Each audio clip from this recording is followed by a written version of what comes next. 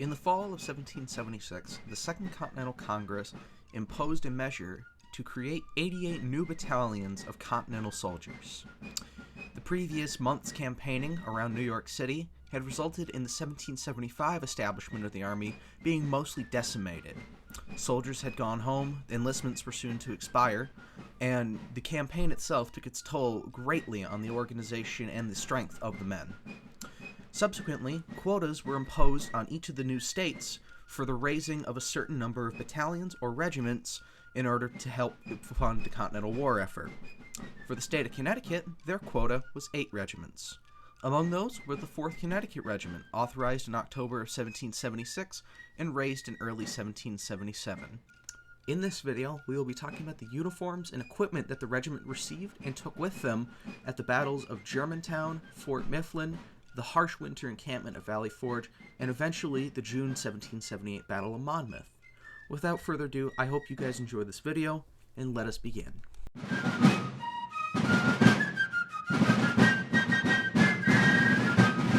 The first article of clothing that we will discuss are the soldiers' shirts. These were brought primarily from home or issued from storage. However, by November of 1777, a Connecticut Council of Safety meeting that had taken place that previous September had required that the men's hometowns provide, quote, 1 shirt or more if they see fit, either linen or flannel, 1 hunting shirt or frock, 1 pair of woolen overalls, 1 or 2 pairs of stockings, and 1 pair of shoes for each non-commissioned officer and soldier in the Continental Army belonging to such town. With that being said, as our quote indicates here, linen or wool flannel shirts were most common. White linen or wool flannel were prevalent, but also checked linen could have been worn at any time by the soldiers. They had 2 to 3 thread buttons at the collar, and either thread buttons or a set of metal cufflinks at the cuffs. Shirts went roughly down to the mid-thigh and acted as an all-in-one undergarment.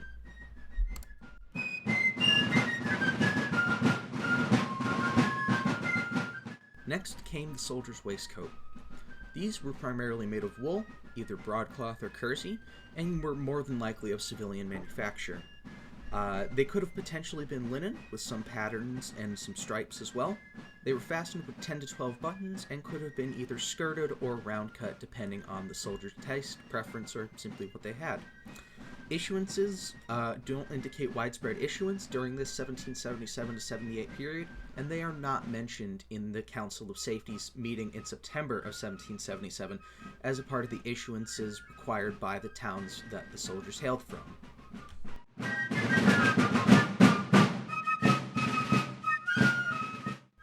In the first half of 1777, as the regiment is being recruited from New London and Windham counties in the eastern portion of the state of Connecticut, civilian clothing is seen for the most part. For instance, one deserter, a Mr. John Clark, took with him an old brown coat, a coarse linen shirt, and duffel trousers. However, in spite of the fact that most of the men of the 4th Connecticut arrived to their regiments wearing the civilian clothes that they brought from home, by mid-1777, commissary agents in Norwich, Connecticut had sent over brown and red cloth in order to be made up into coatees for the men.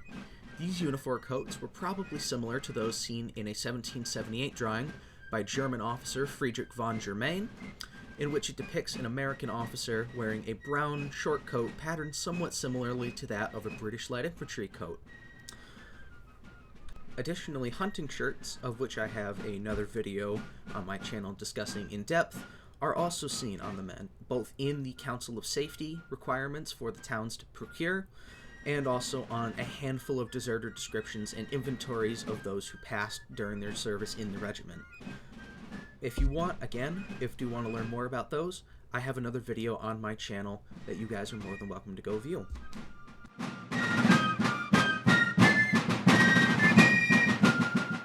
The soldiers' legwear of this 1777 to 78 period is very easily documentable. As we mentioned previous with the John Clark deserter description, trousers were pretty commonly found amongst the civilian populations of Connecticut.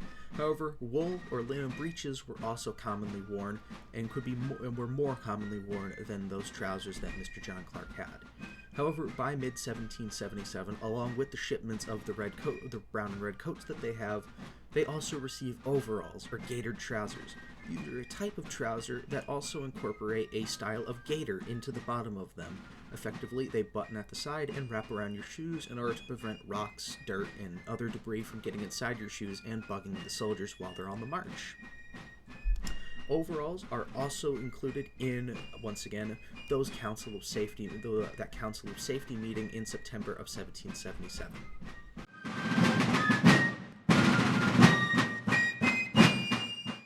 In order to quite literally keep the regiment on its feet, both stockings and shoes were consistently required by the men. In April of 1777, the regiment's Colonel John Durkee, drew 100 pairs of stockings and shoes from Continental stores. These would have been issued out to the men, and they would have been of a style and pattern that were consistent with what civilians and other militaries of the period were wearing at the time. That meaning that they were wearing wool stockings in either white or gray, with a seam up the back that were in, and they also would have been wearing leather shoes with brass buckles. Though ties are somewhat documented, they are oftentimes overrepresented by those who wish to portray soldiers in the 21st century. Buckles, by and large, were the most common.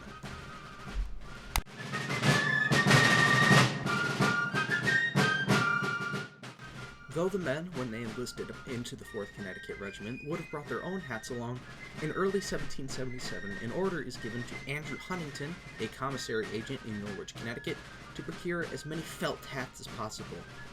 Indeed, we see a deserter take off in mid-1777 with one of these felt hats. Now, the term felt hat, while it's not very descriptive to modern audiences, implies that these would have been cocked hats, or tricorns by modern definitions. Cocked hats in this period are simply just referred to as hats, as they were the norm in 18th century fashion, and especially in 18th century military fashion. Most hats worn by civilians would have been made of wool felt. However, those for the officers, or potentially those purchased privately by the soldiers themselves, could have also potentially been made of fur felt, be it rabbit, otter, mink, or, more than likely, beaver, as a part of the growing North American fur trade.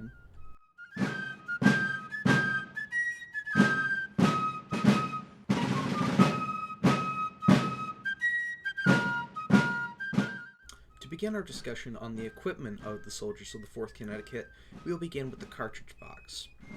This cartridge box specifically is a 19-hole New England-style cartridge box, with examples of this variety being found across the northeastern states, and almost certainly falling into the hands of the 4th Connecticut in this period. It is leather with a wooden block, and has 19 holes drilled into it to hold pre-rolled cartridges.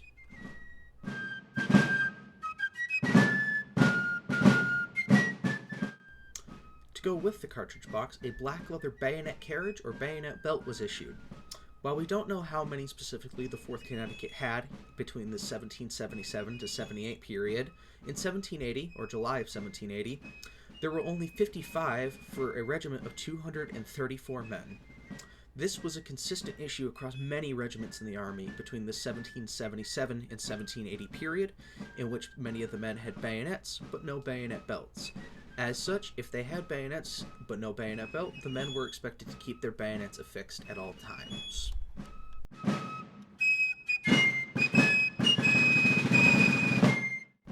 In order to ensure that the men were not becoming dehydrated or going without water, a canteen sufficient enough to hold 1 quart of water was oftentimes issued. This pattern, also known as a cheese box pattern, was seen across the northern colonies, and specifically, the example that I'm showing today is based off of one from a Mr. Joseph Elliot from 1776.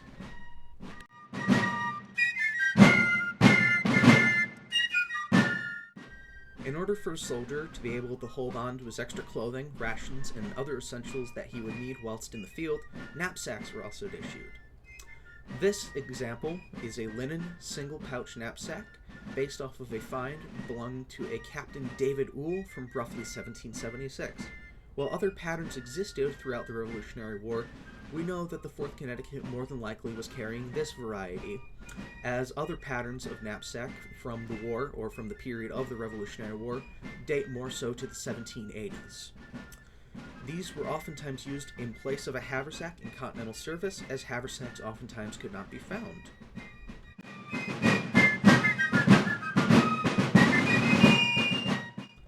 Held on top of the knapsack by two pieces of rope, a blanket is an essential for any soldier. In October of 1776, with the authorization of the creation of the 4th Connecticut and the 88th Battalion Resolve, the state of Connecticut voted to provide each soldier with one blanket a year. However, throughout most of the regiment's existence, there was a great need for blankets, so much so that by November of 1777, as winter is setting in, permission was granted that if no blankets could be purchased in the markets, that soldiers could commandeer blankets from the local populace.